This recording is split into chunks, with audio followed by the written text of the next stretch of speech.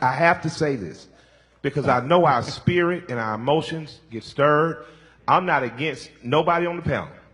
I'm with everybody on the panel. I'm not diametrically opposed to anybody on the panel. I agree with everything my brother said about revolutionaryism. So let me ask you guys a few questions. We're in the South. We're in the heart of the South right now.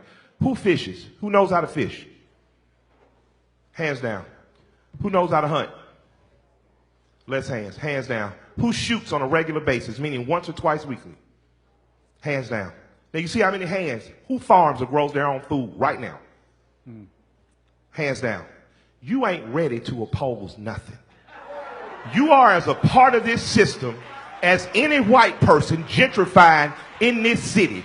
And you can't tell me I don't know what I'm talking about because I've lived in this neighborhood long enough to know when 2 out of every 5 yards had a garden in the back. I'm old enough to know when the Muslim community was the strongest security force and their own food force in this community. Black people, I love you, and I love you enough to tell you, you ain't ready to revolt shit. You don't feed yourself. You don't hunt your own animals and slaughter them. You don't prepare your own meat. You don't own your own land. You don't have a seed growing in your window. So when you think about revolutionaryism and you think about fighting and dying in the street, you ain't shit if you can't feed your children. You ain't nothing if you can't teach your children to hunt. I've been hearing this revolutionary talk all my life.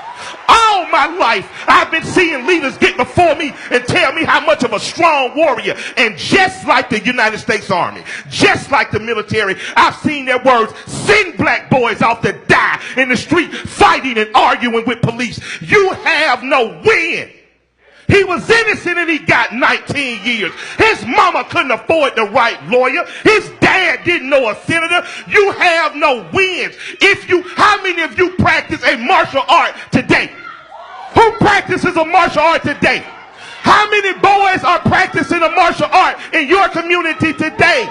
Today. That's what I'm saying. We're not ready to fight. You say fight back, fight the police. The police are trained to shoot. They're trained in martial combat. We're not. What are we going to do? Now, I'm not saying give up. I'm not saying you can't train yourself. But what I'm saying is, if you're not training every week, if you're not shooting every week, if you're not knowing how to grow your own food, arguing with me and arguing with the police ain't going to do nothing. Because if we all leave right now, if we all leave right now and we got a speeding ticket, we ain't all going to agree not to pay it.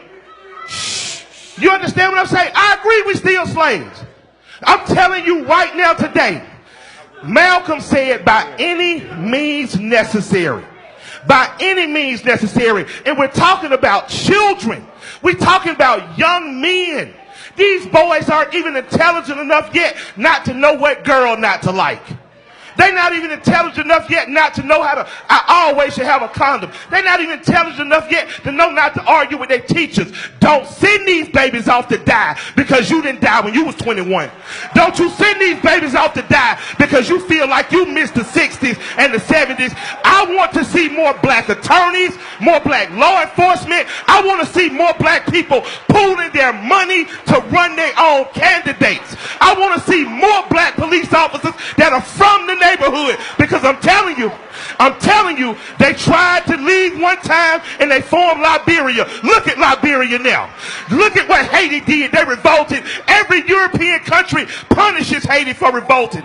So if you're not going to revolt tomorrow, if you're not going to do like Elijah said and take all the southern states, if you're not going to gentrify Alabama, stop trying to grow warriors to fight a fight you too scared to fight. You pay your speed tickets.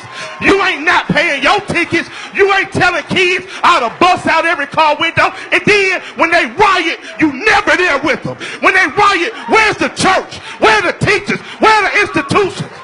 So I'm just saying, you do what you want to.